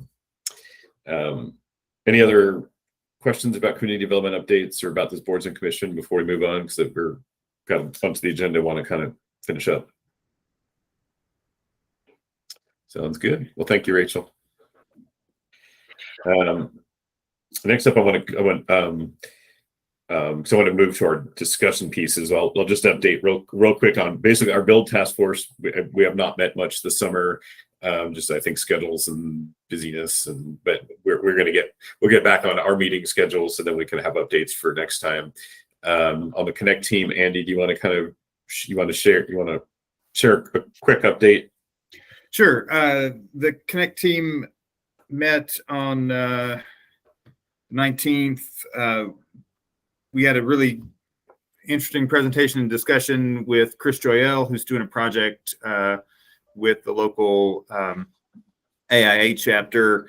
They're looking at some policy recommendations around what they're calling a community benefits table. We've talked about it in this committee in the terms of sort of a equitable development scorecard, but basically a way to identify areas of community support for a project or potential community opposition to a housing development project further upstream before developers have started to incur pre-development costs. So it was a really exciting project, interesting conversation with Chris, and he's interested in kind of having the Connect group involved in that in an ongoing way as they bring those policy ideas together. We had a little bit of discussion about the Thrive Asheville project that was funded through city ARPA funds, and their review of some of the policies that are kind of in our work plan, particularly gathering data around the equity impact of housing investments. Again, really excited to kind of fold that project in and make sure that we're creating visibility through AHAC for the work that's happening with that group. We had a little bit of a discussion about the source of income discrimination topic that is coming to the Human Rights Commission. And I see that's further on the agenda, so I'll leave that alone. And then we talked a little bit about the appointments of our new members, and we're really thrilled with all the new folks that have joined our committee, and would extend a hearty welcome for you to join the Connect work group before Barry and the build team gets their hooks in you. Great. Thank you, Andy. And kind of with that segue, what I want to do kind of next on, we have on the section formal discussion and agenda, future agenda items. So one of the questions the term that's on the agenda is non-discrimination of income source. And this is kind of what prompted this, is the Charlotte City Council passed something, and I've read, and there's a link to, I think, the Charlotte motion or a little bit about it. But basically the gist is that for projects, for developments that are receiving city funding, that income source can't be a source of discrimination, so that there's nothing that inhibits vouchers from being accepted. And currently I think the conversation comes up, like, so currently even the developments we have that are built and accepting like 80% AMI or 60% AMI, and it says they will accept vouchers. There's nothing, I guess, that says they have to accept vouchers or that they can't. So I think that's some kind of clarification. Is there any, so if, Tara, like, I'm not sure, like, who would be the best to lead this conversation to share some background on it. So if you're familiar with this, it's something we want to discuss for how we make sure that the vouchers are out there, get used, and that people aren't discriminating, the landlords aren't discriminating against it. To get this conversation going, I think, like, Tara, maybe you might know some about this. Nuena, I believe you're on the different committee that is involved with this. So maybe I'll let you two kind of share kind of the background that you know about this, and then to see how we may be able to chime in to support this as another tool for affordable housing.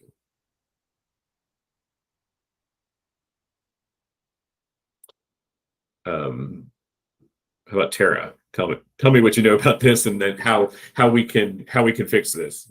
So specifically, as to the initiative in and of itself, not much. However, as to the work that we do here at the Housing Authority, of course, it is largely tied to, it is a housing choice voucher program, and we either have tenant-based or project-based. And so what we have done in the last couple of years and have concentrated on, we actually partner with Thrive to provide resident education to be able to get them acclimated to the market outside of public housing, quote, public housing. And so that part is being done. We're also doing landlord education to combat the stigma attached to the vouchers and our residents that use them. And so that is going forth as well. We also in-house provide landlord incentives that, will help with incentivizing landlords to consider our voucher holders. Of course, things such as signing bonuses and mitigation if there is damage to the units when people move out. And so those are the things that, that we are focusing on as it relates to that. Is not necessarily, called that, but the work of it is in fact, how do we get more of our vouchers utilized and get residents into the open market and have landlords to sign on and to utilize our vouchers and to welcome our residents. Nuena, can you share like so on the other committee you're on, I believe it's kind of come through there. Can you share what y'all have discussed on this? I think, okay, so on my end, I'm more of the person that's doing the direct service. Tara is the expert, and I take what her department does and put it into, implement it in the community. So what I'm seeing is more of discrimination with the vouchers, or not having enough landlords to accept the vouchers that we have for the clients. So on my part, I'm doing a lot of advocating and begging landlords and property owners to take them. Sometimes they do have the stigmas, and I do dangle the landlord incentives over their heads so that they can understand that some ways they are protected, but there isn't enough opportunities. But we have to figure out how to somehow bridge that gap, because we have a lot of residents with the vouchers, or with HelpMate, we have a lot of funding, and just letting the landlords know that this is not a voucher, but we are able to pay a year's worth of lease, a lease for a client, and they have funding behind their name, even though they might not have the documentation stating from their employer that they could afford the house, but they have me as the wallet to pay for the lease. Yes. Paul. Yeah, and Wayne, would you say that education is just like the biggest issue, that landlords just don't realize the benefits, or are there some specific benefits that you would see that maybe we could advocate for that would protect landlords and maybe make them more comfortable with accepting them? To be honest, Paul, I want to hold my tongue and not say this, but I feel like sometimes people are just discriminating, period. That's just what it is. They use it as a way of not allowing certain types of people in their homes or on their properties, especially since I work for HelpMate, which is an organization who advocates for people who are experiencing intimate partner violence or domestic violence. They may not want that type of person or their violence on their property. So that causes a problem for us to house people in Asheville or in the area. Okay, thank you. I think one of the, this in itself, this particular discussion, at least what Charlotte did, is about just creating a policy that doesn't allow discrimination. I guess, we can look at that. And I think but this is also part of a larger, like several policies and components of it, which have been discussed here. Like, what are the incentives that we can do to allow someone to, I use this term a lot, try before you buy or date before you get married.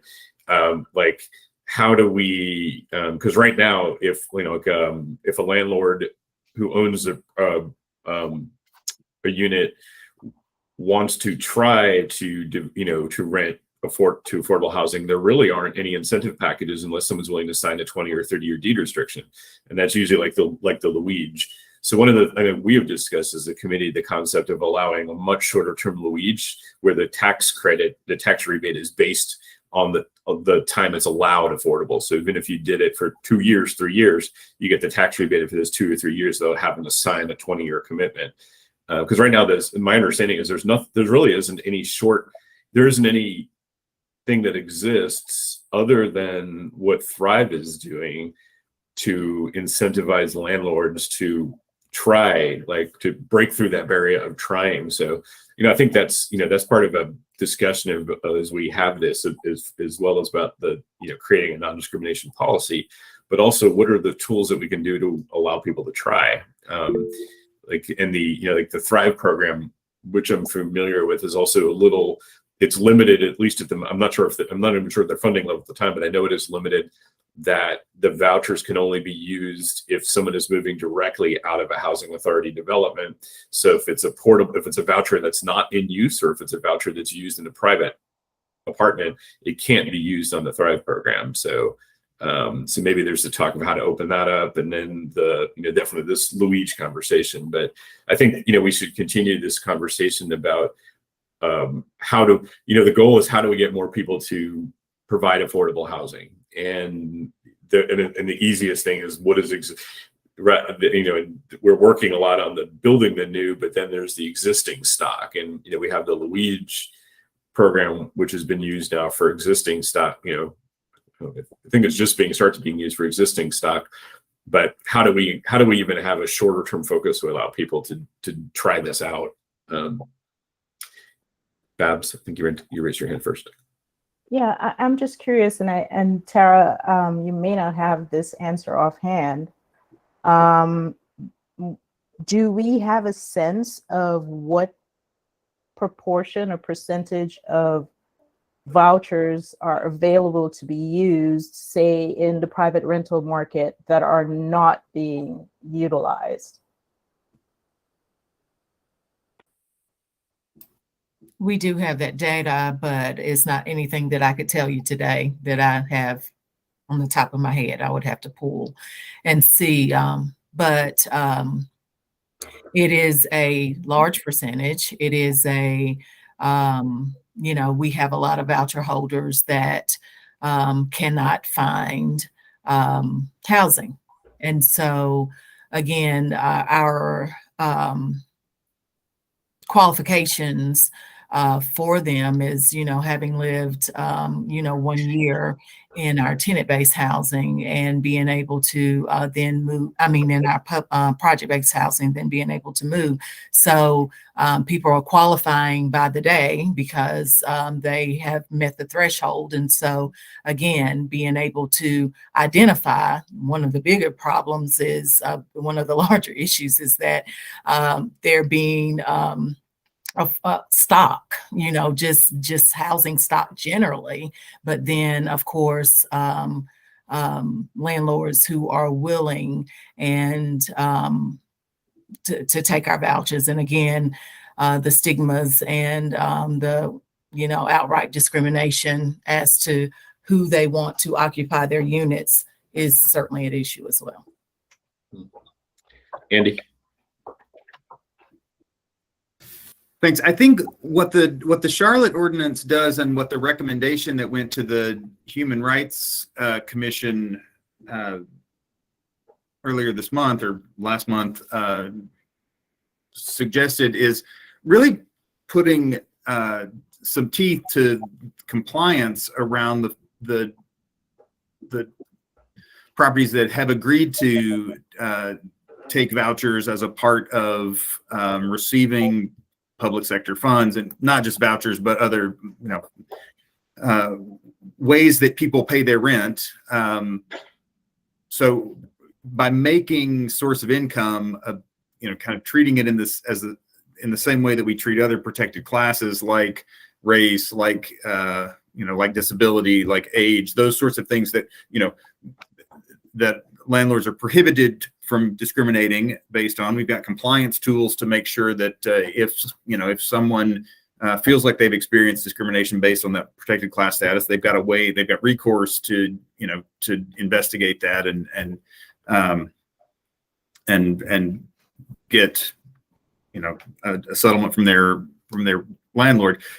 This would make source of income kind of in one of those protected classes, so that if I've taken money saying, okay, I'm going to X number of my units in this new development that I'm going to do are going to accept vouchers, and I am not accepting vouchers, then there's recourse through the courts to go after that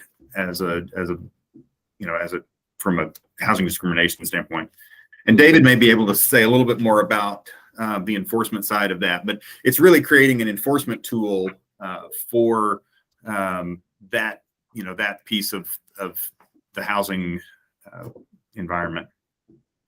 And just real quick, a question regarding that, is that at the application process? I mean, what are we talking about? How do they not know what form of income that a person would be using, especially if it ends up being subsidy from the federal government?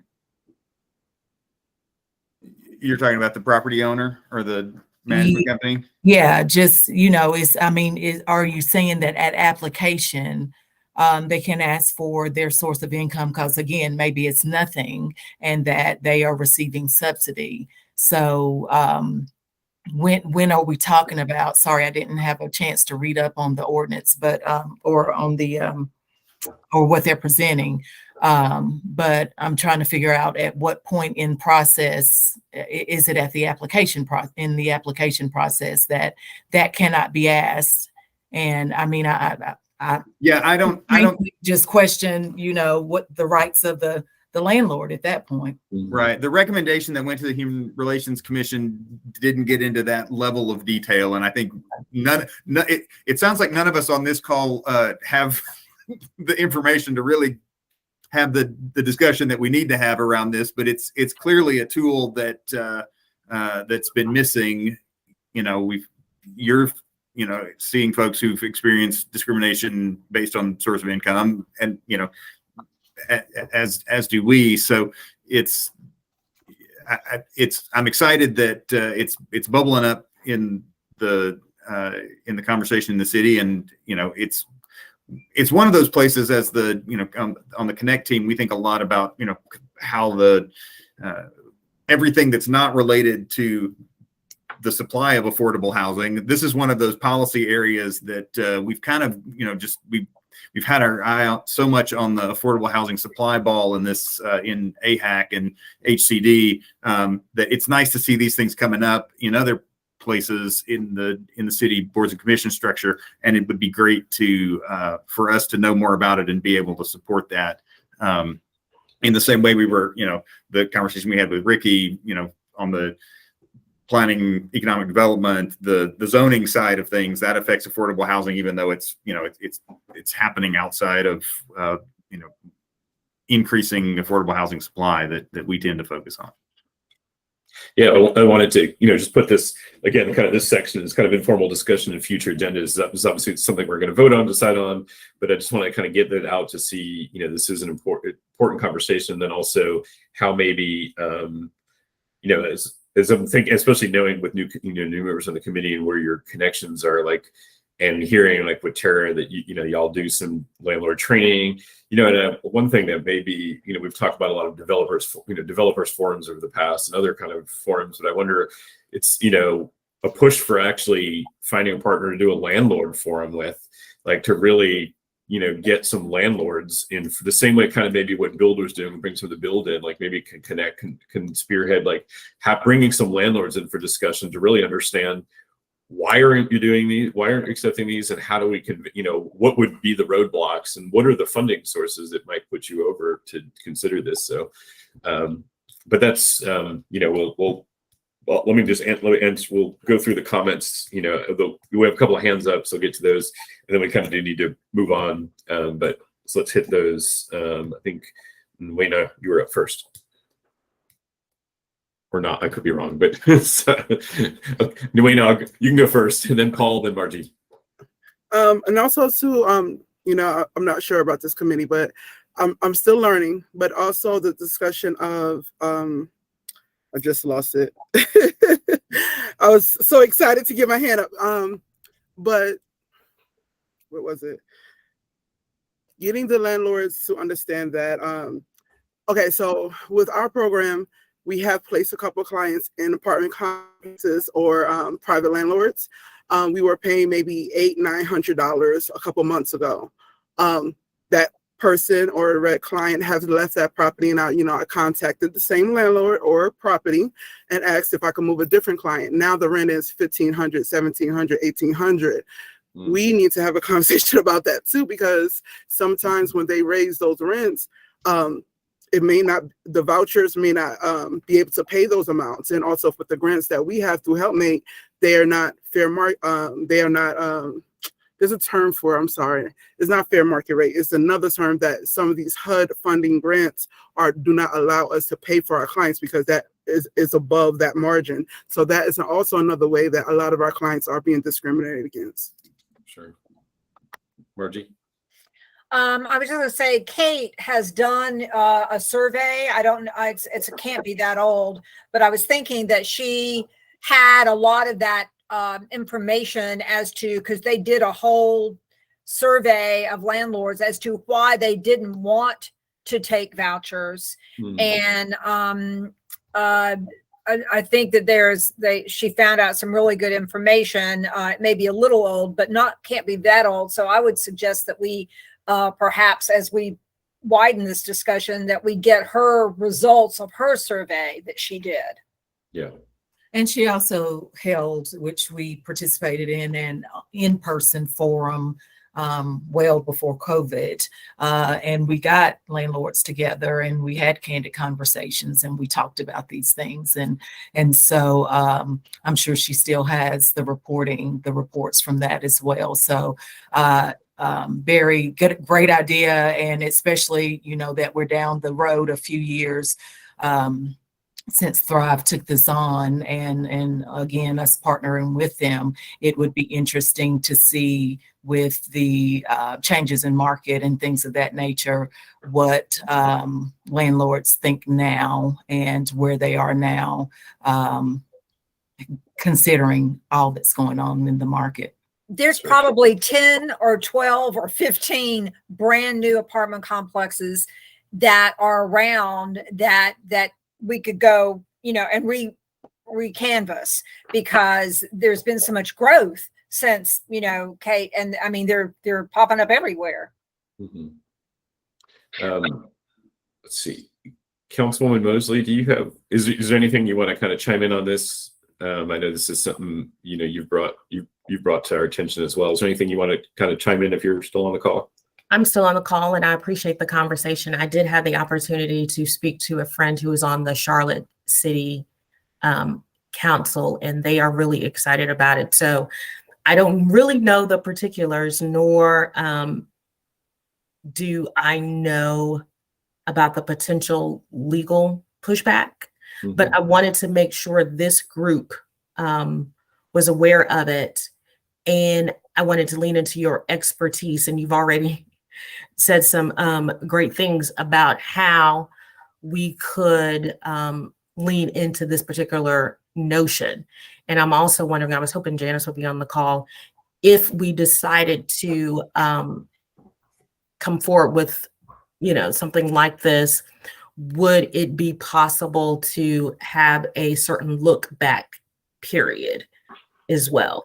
So those are my thoughts on this particular issue, because we do need more housing available for voucher holders. And Barry, if you don't mind, can I move from this conversation into the 20/80/20 discussion that I think is next? Yeah. Okay, so you'll see in the packet that there's a line for a 20/80/20 Luigi adjustment. I wouldn't necessarily call it an adjustment. It's just an idea that I had that would more so be an expansion, really. So let me tell you what the end goal and policy is in mind, and then I welcome your thoughts or your study on this. The policy 20/80/20, it's no secret that 80% effectively excludes a large portion of the residents here. And on the other hand, working folks, workplace housing is an issue. So for, folks working downtown and in the tourism industry. So I wondered about the viability of perhaps merging the two. What I mean by that is coming up with a policy that incentivizes affordability at 60, maybe 50, and then uses 100, maybe 102, 120 AMI as a way of subsidizing that. I don't know if that is possible, but I wanted to bring it to your attention to have a discussion about it. Thanks. Yeah, kind of the idea we talked about and brought up is that there's like that a lot of the new Luigi applications we see coming across they're swinging right for the middle, they're swinging right for the 80%, the 20% and 80%. And then if there's a way we can look at almost using is kind of that, look at that 80% as either an average or a median.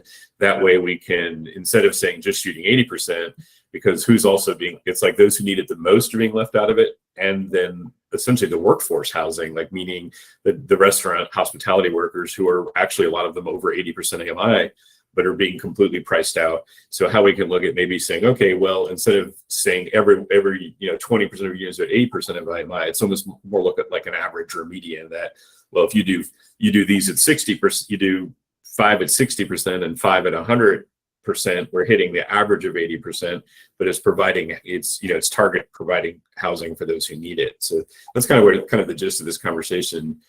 And obviously this is a future agenda item, and this is something, those kind of things that we hope will make it on, and we can keep on this kind of the work plan and the direction we get from HCD. But this kind of helps us keep on task to know that we're talking about things that are interested, that we know there already is some support of in council, so we're not spinning our wheels, and that it's part of engaging with Councilwoman Mosley, and we do definitely with Sage Turner on this. It helps then knowing we're talking about things that there's interest in above us, and then we can work on the details, or help hash out the details with staff support, staff support of that. So, I don't have too much time to spend on this, but I just kind of wanted to kind of introduce that that idea, and this I think will be something we'll continue to talk about, and ask staff to review, and then some of this stuff, and maybe the your Connect task force, y'all can explore this in detail. But thank you. Thanks for bringing this thanks for discussing this, and thanks, Councilwoman Mosley, for bringing this to our attention, and also sharing that this is a priority of yours, because that keeps us on task. So we're working on things that are our priorities of I look at the HCD, the task force that we kind of report to. So does anyone, we're kind of running low on time. Is there anyone who wants to chime in anything on this 80-20-20 conversation before it comes back to us on future? Great. You said it will come back in the future? Yeah, we definitely will. We definitely will. We'll keep Okay. this, because I think this was we just wanted to kind of drop this conversation piece, and it definitely will come back as a deeper conversation, and we'll kind of, especially if we can, once this kind of ties in with what our, I think next meeting of HCD is when some of this work plan is being adopted by them, that will then flow to us. So how we can kind of keep that stuff within that work plan, that way we have targeted conversations, and that way we also know that we can have some of the staff, the staff support for doing these things, and where we can chime in. But yes, I think this has come up as an important conversation that we can help keep up. That's part of our committee job, is not just do what we're told, but also to kind of keep introducing the ideas that we think can make a difference. So, all right, thanks. Next up, so the idea of our AHAC retreat, I think what we're going to do is, after we've been talking about having this, but we wanted to wait until HCD adopted their work plan so we can discuss how we want to design our work plan based around that. My understanding is the October HCD meeting is when that is supposed to get adopted. So then we will have some guidelines. So we will have something to follow a little more tangible, which is what we've kind of always wanted. Rachel. Yeah, just a quick point of clarification. We got endorsement at the last Housing and Community Development Committee meeting from the committee members that they're in favor of the items that are currently slated on their work plan. So at this time, we're not planning on formal adoption, especially since we've only got programmed out the next few months and not the entire fiscal year. So it is what it is, and it's been shared with you, and we can make sure you've got the latest copy. But given that it's dynamic, we just didn't see necessarily a point in having it formally adopted. On each of the upcoming HCD agendas, we're actually going to list what the plan is for the next few committee meetings, just so that they can see what we've got slated. But right now, the plan is not to have a formal adoption. Okay. Okay, thanks for that clarification. So I guess so I guess that means we don't have to wait for that for discussion next. But so this idea of an AHAC retreat, I think it's a needed thing, and that also ties in with kind of the next, I think what the next item on the agenda is, so we have new committee members. We have some committee members who've been on here for a while. We have some who've just rolled off. We have some that are in some positions. I'm in the chair position. Margie's been in the vice chair position, that we need to kind of look at reshuffling, especially over the next year. I have 1 year left on this committee, and then I'm not up for. And I would like the process to start to transition, to new leaders and share kind of from what that might be needed. So, I think that's something that would be an important part of that can be discussed at the retreat as well, amongst this kind of work plan idea. So I just want to kind of leave, because we're about out of time, but I do want to kind of leave it with that just to think if there's any way, if any of you want to kind of step up in some of your leadership roles of this, which I'll admit is more than a part-time job. But I want you to all think about that. And then I think what we'll do is kind of work on some kind of like doodle polls, one of those polls for looking at dates for when we can do a retreat, and also discuss the length of what that is. Because sometimes I see all these talks about retreats, and basically it just means it's an extended 2 or 3 hour meeting. And when I think of something, what I'm used to more of like a retreat, it's something more than just an extended meeting. It's something that's a little bit more, it's not informal, because I know we can't exactly do that, but something that allows something that's out of the order. I don't know. We'll have to discuss it, but I think what we'll do is we'll put out kind of something like a doodle poll for looking at some dates, and then also a question whether we just want it as an extended meeting, or whether we want to look at something a little bit more retreat-like, meeting offline, so off-site somewhere that may be in more conducive of constructive conversations. So we'll put that out over the next couple of weeks, and maybe by the next meeting we'll be able to vote on a date and time and structure of that. And again, if any of y'all want to consider stepping up in different leadership roles in this committee, that is definitely needed. Okay. Next up, on the events news, there's the Affordable Housing Fair, which is the weekend of the 10th. So that's coming up. It's at the Lotsar Realtors, the Board of Realtors headquarters, which happens to be next to on Restaurant Court. And that is, there's going to be a affordable housing fair earlier part of the day. Then there's a panel discussion, which I know Margie, myself, Sasha, and I forgot if there's a few others that are on that. I think Kirk Booth actually.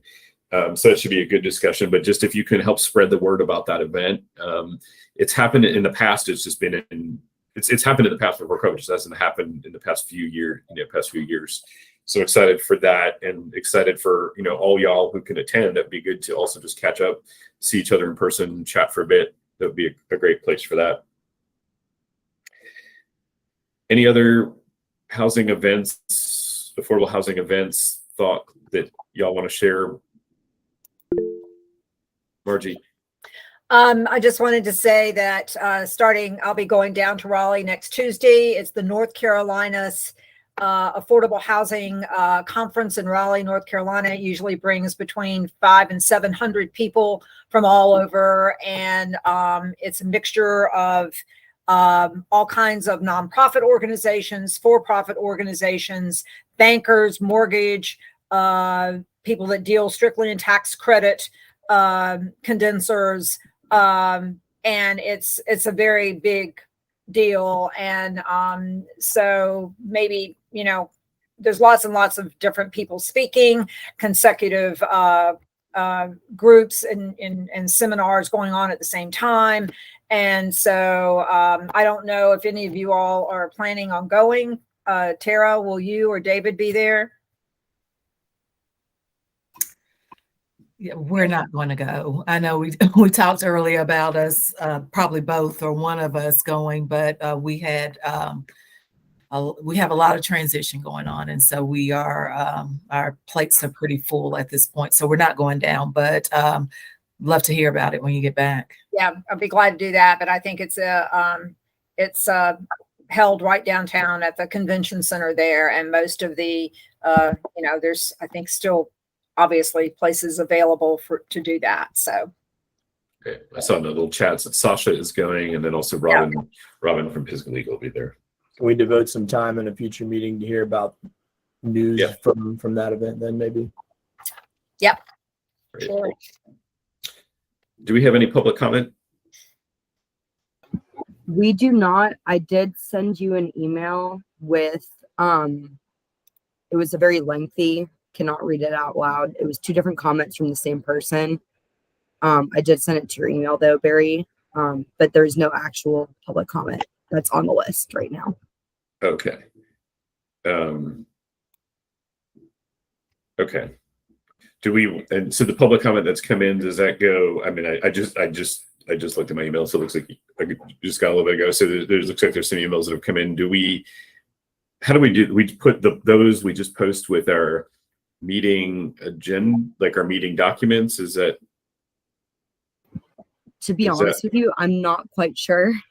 Okay.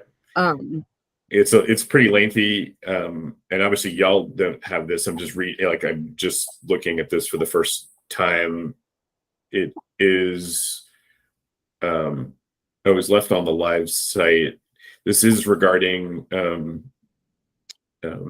we'll post this, but this is about a habitat. It's about someone who sounds like they're having some dissatisfaction with a Habitat for Humanity project.